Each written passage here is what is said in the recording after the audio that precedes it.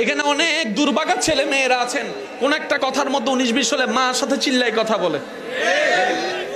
আপনার কাছে এটা মনে হয় খুব সিম্পল, আমার মা না।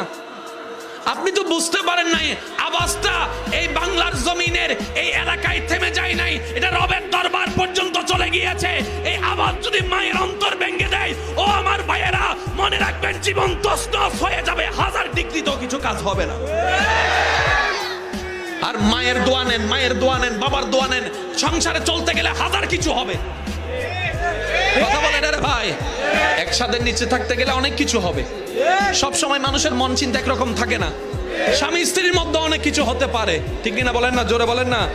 তার মানে কি এটা চিল্লাই কথা বলবেন? তার মানে কি এটা গায়ে হাত তুলবেন? আরে বাঁচবেন আর কয়দিন, চলে তো যাবেন দুনিয়ার থেকে। আপনি কেন বউ দেখছেন? দেখেন না সেটা আপনার রবের বান্দা। আপনি কেন স্বামী দেখছেন? বলেন না এটা আমার রবের বান্দা। রবের দিকে তাকায় বান্দা হিসেবে সম্মান দেওয়া শুরু করেন, শান্তিদাতা আপনার ঘরে শান্তির ব্যবস্থা করে দিবে। সুবহানাল্লাহ।